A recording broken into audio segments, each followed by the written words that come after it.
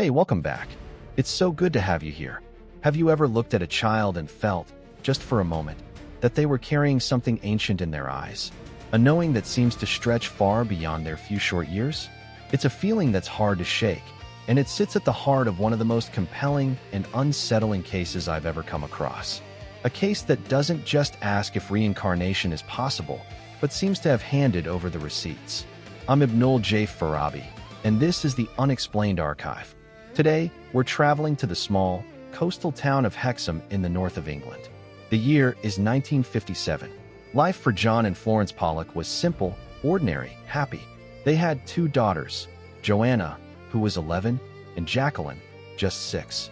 The girls were inseparable, but on a sunny May afternoon, tragedy shattered that ordinary world.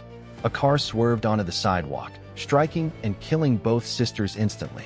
The loss was, as you can imagine, absolutely catastrophic for the Pollocks. Florence was inconsolable, but John, a devout Catholic, found a strange, specific solace in a belief not typically associated with his faith. He became convinced that his daughters would come back to him.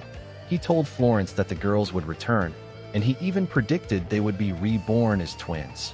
Now, this is where most stories would pause. A grieving father's desperate hope, a beautiful but heartbreaking fantasy to cling to. Except, Florence soon discovered she was pregnant. And when she went for her checkup, the doctor delivered news that must have felt like a tremor from the universe itself. She was carrying twins. In November 1958, Jennifer and Gillian Pollock were born. The twins seemed normal, healthy, but as they grew, the peculiarities began to stack up. First, it was the birthmarks. Jacqueline, the younger sister who died, had a distinctive birthmark on her forehead, just above her left eyebrow. Jennifer, one of the twins, was born with an identical mark in the exact same spot. Joanna, the older sister, had a birthmark on her lower back. Gillian, the other twin, had that same mark. Then, the fears began.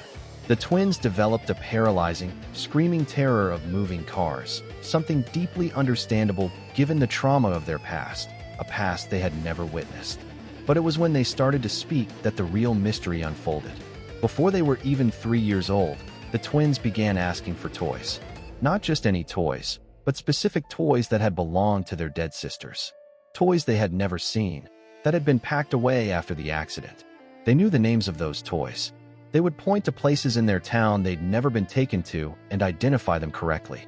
They referred to each other not by their own names, but by the names of the deceased sisters, and they insisted on calling their parents John and Florence, not Mom and Dad. Most chillingly, they would reenact the accident. One would lie motionless while the other would pretend to wipe blood from her face and comfort her, whispering details of the crash that they could not possibly have known. The Pollocks were stunned. They hadn't told the twins anything about their older sisters.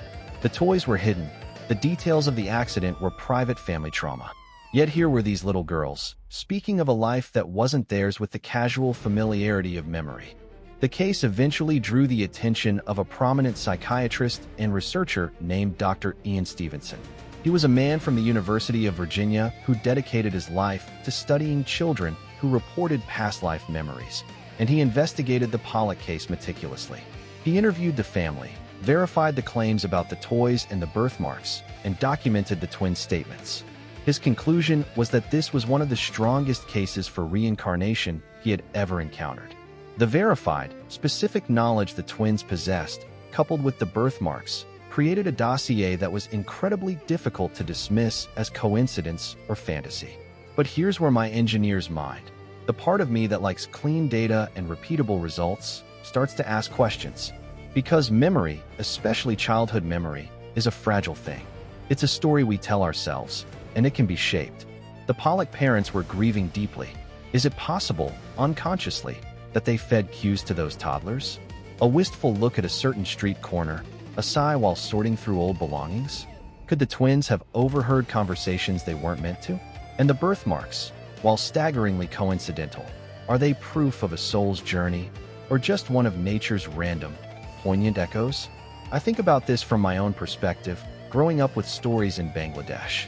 The concept of rebirth isn't foreign there. It's woven into the spiritual fabric. But moving to New York, working in fields driven by logic and evidence, You live in a tension between the world you feel and the world you can prove. The Pollock case lives in that tension.